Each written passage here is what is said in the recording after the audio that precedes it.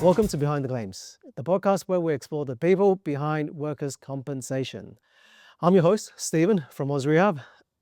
In each episode, we sit down with members of our team to listen to stories, to unpack what we do, why it matters, and how we're helping Australians get back to work.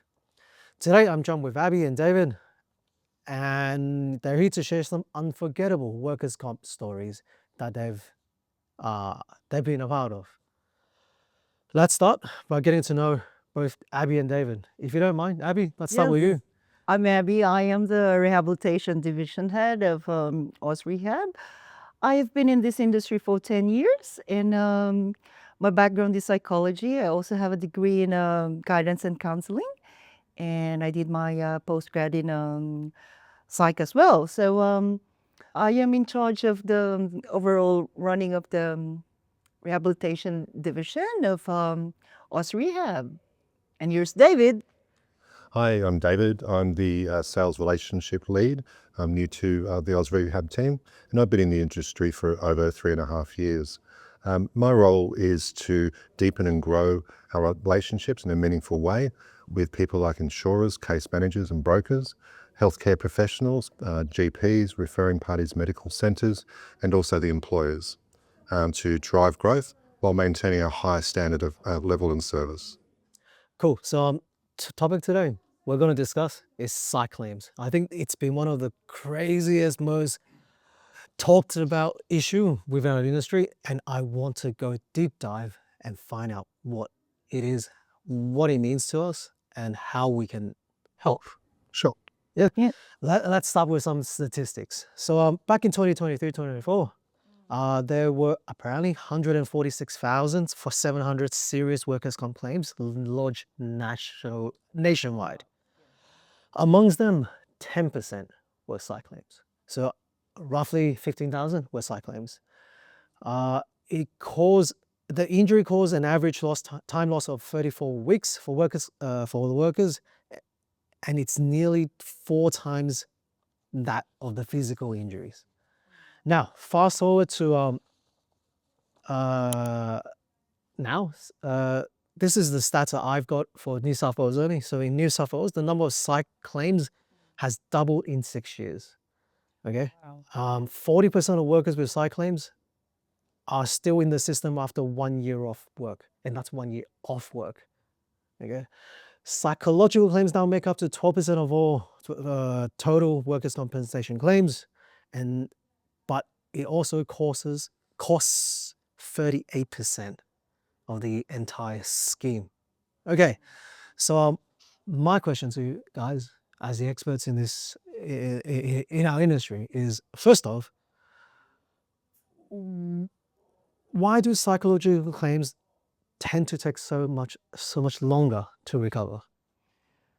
I think it's a combination of biological, social factors as well, because there's no it's quite difficult to to confirm psych diagnosis because we don't have a clear screening tools. Unlike physical claims, we have X-ray, we have MRI, ultrasound. With psych claims, we can't really tell. It's not clear. And also different diagnoses as well. Sometimes a particular diagnosis would also be the diagnosis of the same injury. Say, for example, ADHD would be a diagnosis of autism as well. So it depends on what selection criteria you are supporting. So yeah, I think as well, for the individual, it takes away their self-worth and their actual sense of safety and their fundamentals of their individual, and it affects their ability to work, to function, to possibly even leave their home, their relationships, be it with their family or their loved ones, that it can really tear the floor from underneath them.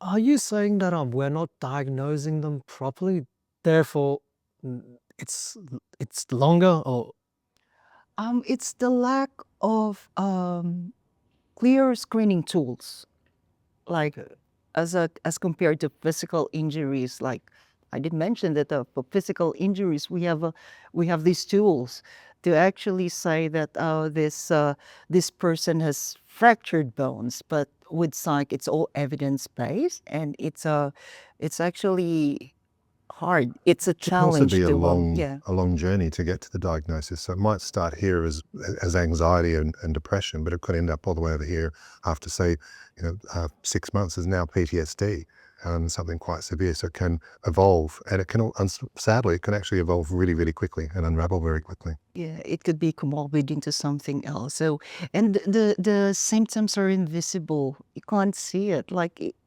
a person could look like normal, but it's got psychological injuries, and it's hard to tell. Can I ask, like, why does it evolve? Like, what makes it evolving? Yeah, if there's no early intervention, if it's not treated properly as well from the get-go, so yeah. And sometimes as well, the individual reports late. They may want to save face. They may not want to say, I can't do this, I'm not coping.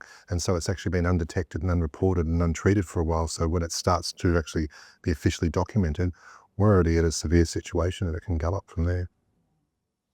Okay. Any other reasons why you might?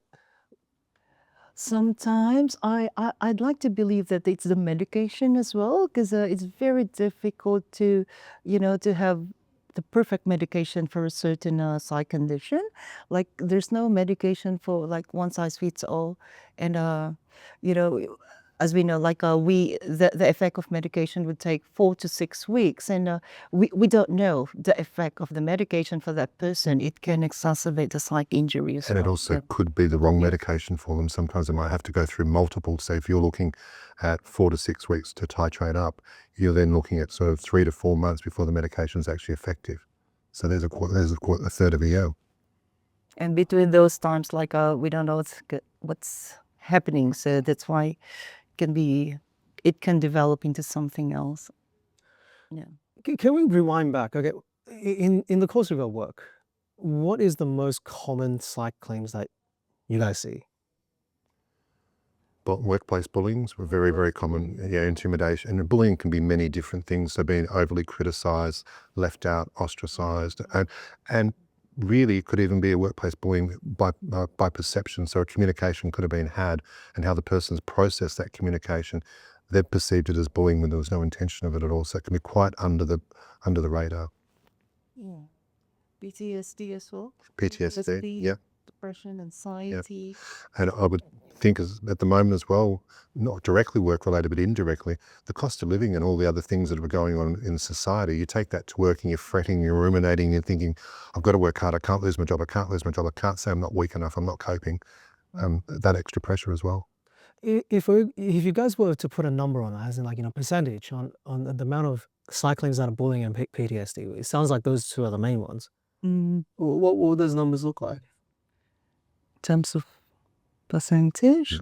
I'd say I would think more than half in the files that we see and review. Yeah. Yeah, it's also, and also sometimes there is a like pre-existing medical condition, and because of the environment, it just exacerbates. So they will claim for a psych injury as well. Okay. So, all right. So diagnosis is an issue. Treatment is also the issue. Medication. What about actual treatment, as in like a psychologist saying that? You can have issues with people relating to, it takes time to connect to your psychologist. The person may take, say, 4 to 8 sessions to actually feel that we're there and we're connected and we've dived deep into this. But then there could be also a disconnection. So the psychologist may try some strategies to help the person come through it and actually cause a disconnection. So then the person has to reconnect with a new psychologist. It's not unusual if you look at a complex psych file when you're doing a review, say one over a 2-year period, and they may have had 3 or 4 psychologists. That's quite difficult. And also it like the psychologist, it depends on their treatment as well, whether she feels that CBT would work, or is it ACT, or is it EMDR. It depends if it's going to work. What's wrong with the current COC, as in the certificate of capacity? Why is it not compatible for psychology? Correct. Yeah. So like a second page would be, for physical, yes, that would address lifting, carrying, pushing, pulling. But for psych, we didn't have that, like cognitive, like how sleep, we should have that as well. So it would cater to psych claims. Is the person ruminating? Is the person Is the- sleeping well? Are they Yeah. totally withdrawn socially and can't And what leave about the the house? eating They're habits, eating. the sleeping habits? So we should have that. Like with the current certificate of capacity, it's all physical. Well, that's very interesting. So, okay, Yeah, yeah. in your opinion or estimation, like yours will be like, professional, Yeah, yours will yeah. be like sort of Yeah, a personal opinion. Case reviews. Yeah. Yep. What would be the criteria that you would like to see on a COC for psych claims? Sleeping always. Sleeping is always. Well, why is sleeping so important? They always like sometimes it like There's- overthinks and Yeah, they're ruminating. overthinking, ruminating There's thoughts a lot of and, study yeah. and data around if you're not sleeping X amount of hours, you're going to have all these issues. And you can also have people that are not are sleeping but are having poor quality sleep. So, for example, if they're that anxious, they're grinding their teeth in their sleep, then they have dental pain as well. Now, just so we're all aware, if you've ground your teeth and you're having severe dental pain, or you've cracked your teeth and broken, which I have heard of in case reviews, that's not covered by CERA. There's no dental care, but it's certainly claim related. Yes. Yes. What happens then? Sorry. The individual has to take care of it themselves. Oh, what? Well, So to give you an idea, they often recommend a dental splint, like a mouth guard, so you can't, a physical barrier. They cost an average $730 was what I read on an article in the Dental Association. CERA won't even pay for that. But it's directly, in the opinion of the GP and in the opinion of the psychologist, it is claim related. So that's how abstract the system is for psychological versus Full physical. I 100% agree. So we should have, like, if I were to design the certificate of capacity, so what would be sleeping, for yes. sleeping, appetite as well. Appetite. you Why is know, appetite important in a Since, like cycle? when you are experiencing psychological injury, sometimes you don't eat. If you don't eat, you feel there's no Or can go the other way. energy, Some or people overeat as or well. overeat, and lost like a weight gain, and yeah. Yeah, I think I can attest to that because whenever I'm stressed, I start eating a lot of sweet stuff. Yeah. Me personally. Yeah. Like just constantly. Yeah. Whenever I'm stressed, like, the company's not going well, whatever it is, I will just feast out on, for me, it's like, either milk teas or cakes. And that's it. You could have somebody who's really overstressed and uncomfortable with the world, not functioning, so can't actually cognitively plan. And I've seen this a couple of times in the reviews. They can't plan buying the food, making the food, how to cook it. So they're relying on fast food, weight gain, and also poor quality, their digestive issues and other matters. So it can really steamroll. Interesting. Very interesting. We can also include their concentration, focus, memory. Concentration. Food, memory. Like, yeah. Well, hold on. You can test sleep, like sleep studies and all that stuff. You can test food. Yeah, like appetite. Yeah, appetite. Yeah. How do you test concentration? Say, for example, driving, like with your activities of daily living, like sometimes You can can't do drive. memory-based tests. You have to have memory-based test. We could there's- do that as well. Yep. Yeah. There's been conversations where people say that they are going down to the shops to buy 5 things and they come home with 3. Yeah. They didn't remember what the other 2 was. People go to a shop thinking they're going to, say, Coles. They've gone to Coles when they needed to go to Bunnings. If they're impacted, they just can't plan. Yeah. It depends on where they're at. Oh, wow. Yeah. Okay. All right. We've got 3. What else? What else do we want on that certificate? Activities of daily living. I would include activities of daily living, hygiene as well. Why is ADL important? Activities daily living. Yeah. ADL. I think that will be really important Because if you like find that they're withdrawing from yeah. daily living, including socialization and shutting down, that's a real potential indicator that this person's impacted, perhaps, I'm not in the position to diagnose, but perhaps really depressed, and they're withdrawing. Yeah, not doing anything, just isolating, just in the room. What about the, household chores? What about the cleaning, the cooking, the Washing themselves, their clothes. washing themselves, and like also hygiene. Like, does he shower? I Does he remember Yeah. a review we did again for a first responder in the southern end of this state, and the person was that withdrawn They were not bathing properly. And there was an indication that came up for the GP in a case conference. So an ADL was actually booked and to go and check on this person at home. Bit more of it's just a general duty of care, quite a concern. When they got there, they found that the house was in absolute disarray. So they had to arrange not just a general clean, a very almost forensic clean, and then put washing services and everything in place. This person was very impacted by that situation. So that was quite a severe one. So that's why ADL is really important. ADL is really important. Okay, Yeah. cool. Yeah. Last thing, the other thing that you were mentioning, I would include driving as well. driving. Driving as well. Well, driving is included in the physical certificate of capacity. Yeah. And driving, I'm assuming that's like, your ability to go and socialize Yeah, with social. the world. Yeah, So connect with the Interaction, world. yeah. connect and yeah. Okay. Is that it? Is that the few things that you look at? Yeah, those are just the basic ones. And I feel that those are important.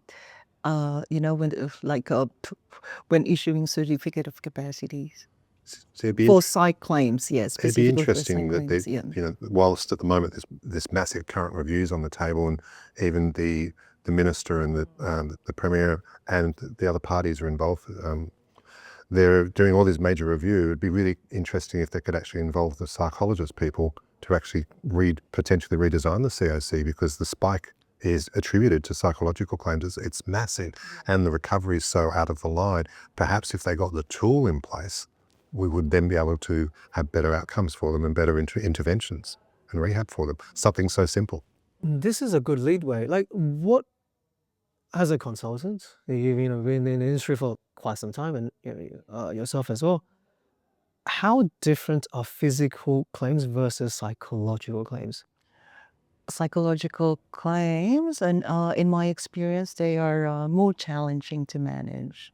Yeah. So expand on that. Like, what is challenging? Quite Time often- frame. Oh, yeah, sorry. It's quite often the person, I think I said this, referred to this before, quite often the individual may have delayed reporting it. They want to save face, or they've got a mortgage, or they feel, if I report this, I'm a weak person and people are going to think bad of me. So, and then it starts to hit their self-worth. So they could hold on to this, and it's getting bigger and bigger and bigger and bigger and bigger, where if early intervention got there, for example, if it was a physical injury and maybe unfortunately they've lost a finger, bang, the intervention's there on the day of the incident. It could take months or even a year or so before this could come in.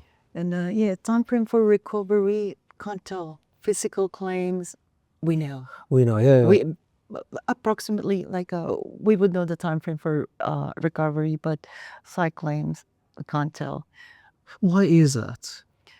Again, there's no tool to measure it. We have Is measuring self-reported it the most important part? clear measures. Yes, we do have screening tools, but it's not similar to X-rays, MRIs, and ultrasound, where it's very clear. Though we could interpret, we could score, but we really there's no solid. I also think that solid, the actual yeah. system, the case managers are not trained or skilled well enough around psychological injuries. So there's a cookie cutter template that says this milestone, X amount of weeks we do this, X amount of weeks we do that. You start impacting a person that's got psychological issues. For example, they might have been on a claim, I think you were mentioning before, for say a whole year with no capacity, and you start to get a little bit of capacity, and then you introduce a work capacity decision, you drag them, or you've re-impacted them. And sometimes through the claims management process, the individual can actually end up with PTSD from the process, not their injury. I've seen that happen in reviews. Okay, how can they, in your opinion or in your estimation, how can they improve? What do you want to see? I think reading the recent release from CIRA, CIRA, and yeah. the chief executive, making it very clear that they're going to put the processes in place and they're committed to patient-centered care, and they're going to incentivize and not so much punish, but they're going to put some real underpinning rules in there, and they're going to monitor it. I think it shows that there's a real commitment to change. And I think also, I've actually had experience working in NDIS and aged care as well. They moved to patient-centered care well over a decade ago. They're having good outcomes, so it's obvious it's got to happen. So I think hopefully this big reform that's coming through will drive that change. Yeah. So I agree on like having that person-centered approach, because like we have different stakeholders in this industry. Like we have insurers, we have employers, we have like what's important is this could have been done ages ago. Like it's actually the person first. Person, like let's customize your rehabilitation. So you've got a broken person that potentially feels worthless, that had not so much a big ego, but had a very strong sense of worth and presence. They went to work, they felt value, and they were achieving, they're actually above their KPIs, and now they're struggling to even go to work. And you involve them with a psychologist, maybe an OT, maybe a physiotherapist, because they're having pains and all this sort of stuff from all the stress. And you build this package around them, and you slowly rebuild them, and perhaps you get them back to work 3 days a week, 4 hours a day, and slowly build it up. And they're involved and engaged from the plan really early, rather than taking a year off. Perhaps you can make it a lot easier. Yeah. Can we circle back? In your opinion, what's person-centered approach? What does that involve? What does that even mean? Like we consider all other factors as well, not only say person with a psychological condition. We consider the environment, we consider other aspects, like it's an individualized holistic approach, individualized rehabilitation. Yeah. I'll give you an It's so example of good. what I saw in a review. A lady was that withdrawn from society. She could not leave her house and go out to the letterbox. Consultant got onto this quite well. It was a long-term file, new consultant, fresh eyes came in. The consultant developed a plan and sat down and said, what I'd like to do is help you feel comfortable to go out and collect your mail, and I'll come and do that with you twice this week. Would that be okay with you? We can do that. We've had a really good achievement. They achieved that. And then the next goal became to get to the street post at the end of the street, which was only a few doors down. And she slowly built on that, and ended up having her walking a little bit further to the shops. They didn't go into the shops. They sat and watched people go into the shops. Then they went into the shops. So it took a while to do this, but she was able to destigmatize that fear and break it down. So I think if we look at SMART goals and things like that, there's amazing things that can be achieved. True. And also in this industry, it's like how fast can you make this person return to work? Correct. That's the This biggest is what- stigma in our industry. Everything is about 13-week return to work, or else you fail. Yeah. Right? Correct. We are relatively lucky in the sense that we're independent, Yeah. so that we're not bound by those very, very strict rules. But 13 weeks is That's for a psych claim, that's tough. Like let's let's take it slow. Like they just came from traumatic incident, like traumatic. If you think about first responders, I would suggest Yeah. have a very high rate of psych, and maybe they've seen tragic affairs, and you think we're just going to get them back to work in 13 weeks. You're probably setting them up to a big fail and an even bigger claim. like, what should we do? What can we do to help the situation? You can look at other ways. I've seen smart consultants work on files where they look at other ways. So for example, and I like using the first responders, not with disrespect, that unfortunately they have a high incidence of these matters. Absolutely. So what I've seen good consultants work with is, okay, we're not going to focus on getting you back to that job. We're just going to focus you to feel comfortable engaging in life. And it might be putting envelopes on a box at a local factory down the street 3 days a week, and suddenly feel a little bit confident getting it to a quicker. But working on patient-centered and early intervention combined together, and having those conversations. So you know what, I'm not qualified medically, but this awful incident's happened to you, and I want to support you to get back to as best you can, as you're comfortably possible. And knowing that intervention's there, and they're involved and they're engaged and built in that plan, and again, they feel validated in self-worth that they can actually possibly rebuild. That's the part where people-centered approach. And interestingly enough, with the experience I've had in NDIS and aged care, having that person involved and committed to the plan, that's where you start to see massive results. Yeah, and I believe having a good rehab consultant, like that is that plays a big role in clients' recovery. I remember one time, like I managed a claim. My client was assaulted at work, really heavily assaulted at work. So Can we ask, like, what sort of assault it was? like he was a disability support worker, and then just person with disability assaulted him at work, and he fell. Case of PTSD. Had a bit of fractures, and he was sent to see a neurosurgeon. I saw this client. He was shaking really bad case, complex, and And what you I can't did, fake shaking. yeah, Yeah, that's you like can't fake what are the shaking. natural human Yeah. responses? You just can't fake it. Yeah. He was really shaking. My initial assessment was that, and then can't help it. I had to rush him to an emergency. The medical practice is a small room there with that could deal with this. But I went with him, and he was so grateful. And once he settled, I continued with my initial assessment. And at the back of my head, I was thinking, I would help this person. I would really help this person. He wanted to die. He wanted to end his life. And I said, just hang in. I'll walk you through. I'll make sure that you'll be fine. And he trusted me, so I conducted vocational assessment. How I planned it is, I have identified 3 vocational options that were in line with his interest, that were in line with his skills, but didn't have that experience. Okay. But I saw that we can transfer some of his skills there. So because I had 3 solid vocational options, insurance is happy to pay for retraining. And what a good story to a person who's been so hurt and so saying, I want to end my life. That when you matter enough now that we're actually going to pay to rebuild you. That's And very also meaningful. what the insurance wanted, usually short courses, the cheaper, the better. And I fought for him. It was so rewarding. He was earning 75 grand before that happened, completed the course.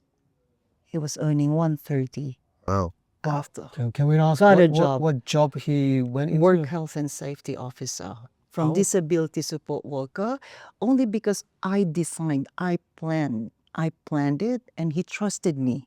He trusted me, and I'm so grateful. I'm so grateful that he trusted me, and I said, okay, I trust you. I don't know what to do. Help me. And so I had these, retraining approved, and, actually 2 courses that I had it approved.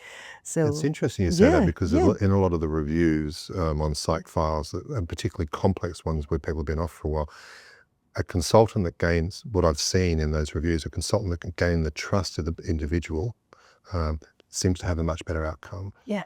Do we know how much? Statistic-wise? Like how we do. Yeah. We don't know. Don't know. We'll find out. Yeah, We'll find out. We'll find out. back. Yeah. But the other part as well is if the consultant also is a good communicator and works with other treating parties. So if you're working, like you were saying, Correct. work on retraining, and you've got the psychologist on board helping them. Psychiatrist, neurosurgeon, physio. Oh, he was also approved for EP, exercise, all the treatments. So I collaborated with each one of them, and okay, this is our plan. A It's common like goal. coaching each one of them so we could support his full recovery, and it was such a very good outcome. And he was so great. I met his wife, I met his kids, and they were so grateful, and it was so rewarding. So what I'm saying is person-centered approach. And having a good consultant for a psych claim really matters. Yeah. Here's a left turn on a very important question.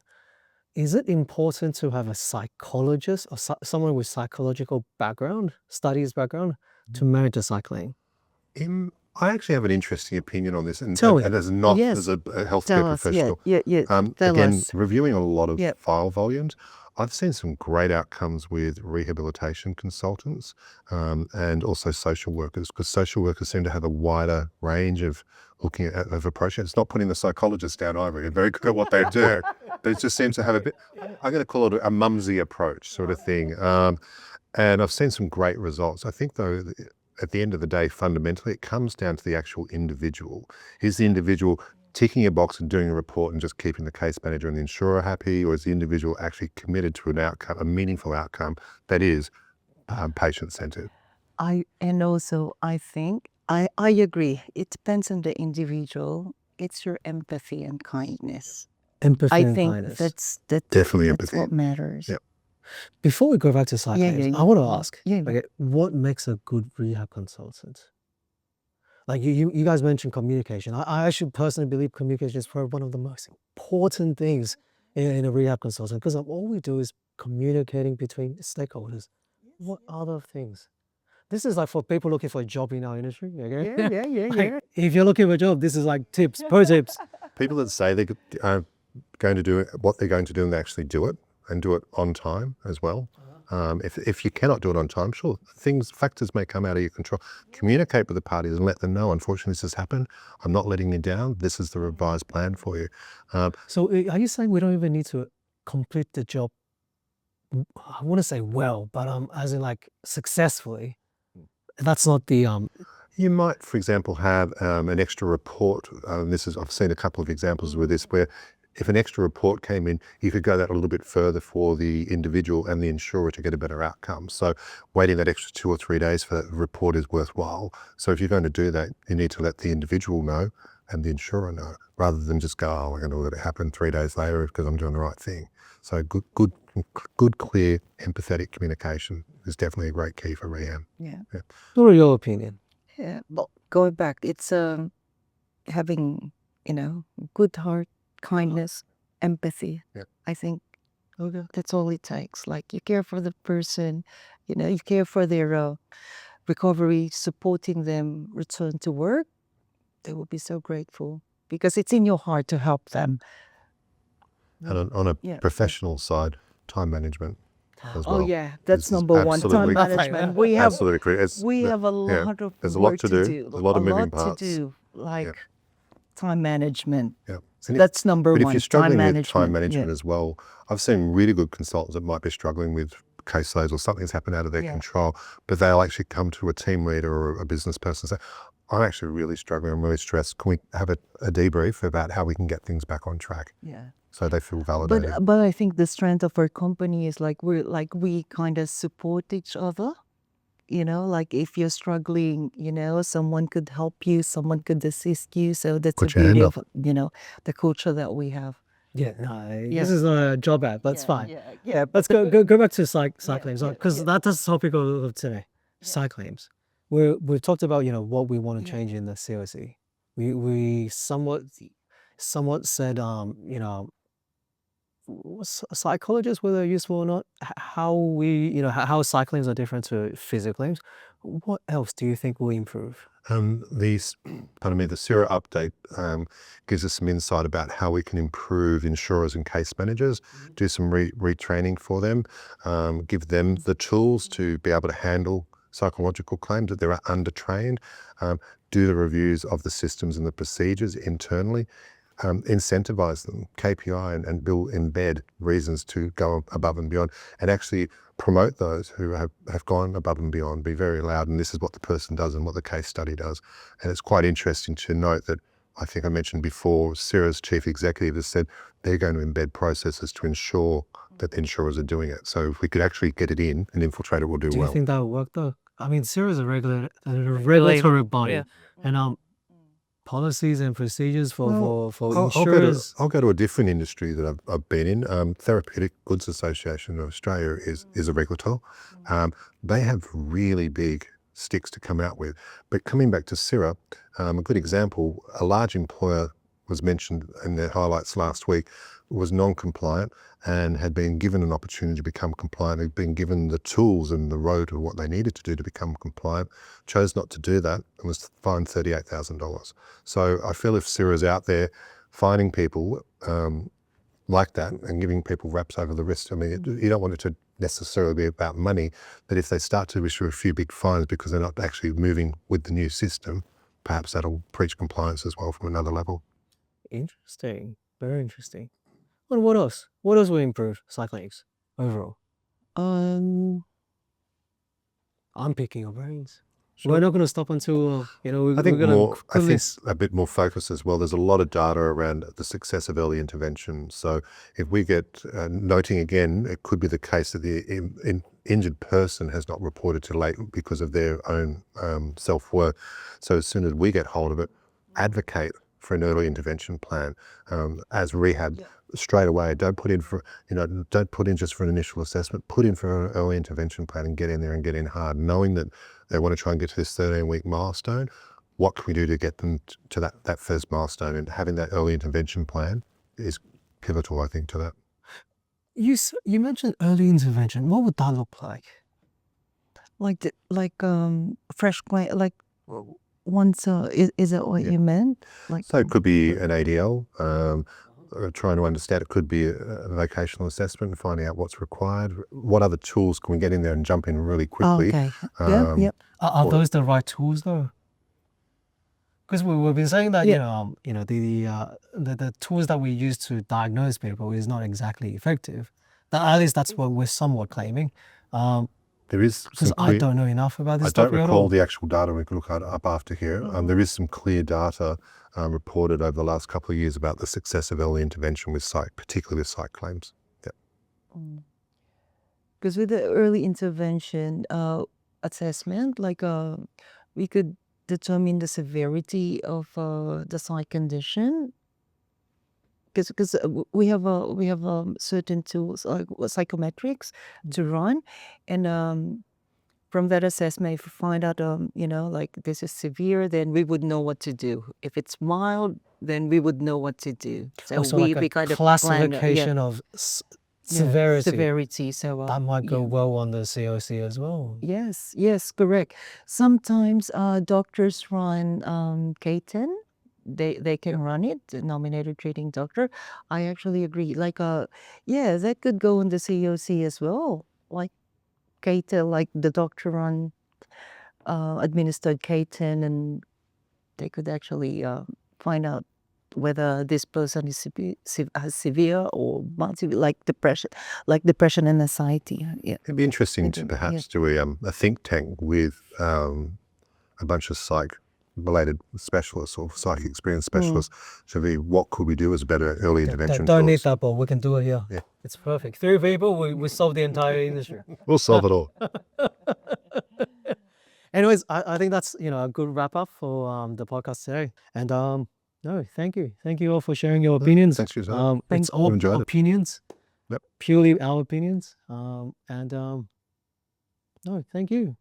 Any final words that you want to say on this topic? No, just say evidence-based or experience-based opinions in our time working on files, whether it's working on files as a healthcare professional or reviewing files and supporting healthcare professionals and employers. Yeah. And certificate of capacity, I'd go back to the certificate of capacity. That is my just a suggestion. If we could have a certificate of capacity for psych claims, that would be really great. Honestly, I think so too. Yeah, because then we're tracking the right things instead of looking at essentially, I wouldn't say meaningless things, but not completely. Like it's not that related. Yeah, it's measurable. Yeah. Yeah. And then it makes sense. Like someone's sleeping 6 hours or 5 hours, 4 hours, broken sleep to 8, 7, 8 Not hours. eating, Yeah. not exercising. Anyways, if you find that enjoyable, follow us on YouTube, Spotify, and Apple. Thank you for all that have joined us. Like, share, subscribe our channel, AusRehab. Look for us, and see you guys next time.